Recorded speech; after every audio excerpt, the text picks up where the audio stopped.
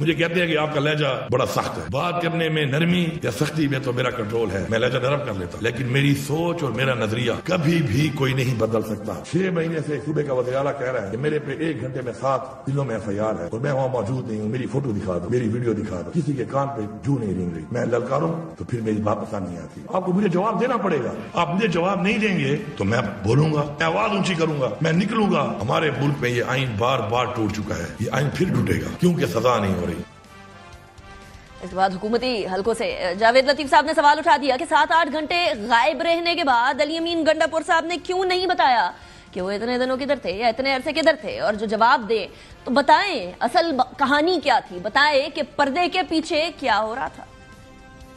7-8 گھنٹے علی امین گنڈا پور جو منہ چھپائے بیٹھے رہے، 2 دن ہو گئے ہیں، وہ کیوں نہیں منہ کھولتے؟ وہ بتا دیں انہوں نے 7-8 گھنٹے کیوں منہ چھپائے رکھا۔ جو منہ چھپایا کے پارلیمنٹ کے اندر داخل ہوئے تھے وہ خود بے نقاب ہو جائیں گے۔ آج کا نوری نات علی امین گنڈا پور کی شکل میں کل کا PTI کا میر جعفر ثابت ہوگا، جس طرح فیض حمید عمران خان پاکستان کے میر جعفر ثابت ہو رہے ہیں۔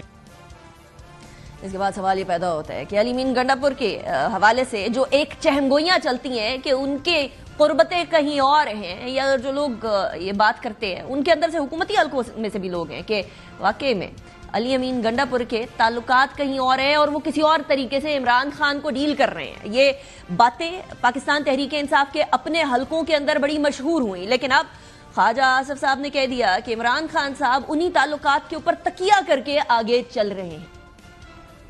عمران خان صاحب بھی بیٹھے ہوئے ہیں، ان کا خیال ہے کہ گنڈا پور کے رابطے جو ہیں اسٹیبلشمنٹ سے ہیں اور یہ بوقت ضرورت میرے کام آئیں گے۔ صرف گنڈا پور صاحب کی اپنی سٹیٹمنٹ ہے، اس کا کوئی گواہ نہیں ہے۔ 4 دیواری کے اندر جو ہے گنڈا پور صاحب بالکل مختلف زبان استعمال کرتے ہیں، جب سٹیج پہ کھڑے ہوتے ہیں وہ بالکل مولا جٹ بن جاتے ہیں۔ لوگوں کی جو آپ زبان جو استعمال کر رہے ہیں اس کے اوپر بالکل نہ جائیں، یہ سارے کا سارا ایک اسٹریٹجی کے طور پہ ہو رہا ہے۔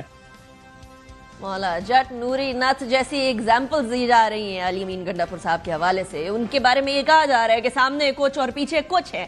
اب یہ سارے سوالات جہاں جنم لے رہے ہیں کہ کس طرف سیاست جا رہی ہے اور کیا کھانے کے دانت اور دکھانے کے اور ہیں، اس کے اوپر سوالات اٹھنے کے ساتھ ساتھ آج علی امین گنڈا پور صاحب کے حوالے سے ایک اور چیز جو ہے بڑی کنٹروورشل ہو گئی۔ ان کی کل کی سٹیٹمنٹ جس کے اندر وہ افغانستان کے حوالے سے KP کے حکومت کی بات چیت کرنے کے حوالے سے بات کر رہے تھے، اس نے سوالات کھڑے کیے ہیں کہ کیا ایک صوبہ وہ معاملہ جو کہ فیڈرل گورنمنٹ کے انڈر آتا ہے، 18ویں ترمیم کے بعد بھی ڈیفنس فیڈرل گورنمنٹ کے ہاتھ میں ہے، وہ چیز کیا صوبہ اپنے ہاتھ میں لے سکتا ہے یا نہیں لے سکتا، اور کیا اس معاملے پر سیاست ہونی بھی چاہیے یا نہیں ہونی چاہیے۔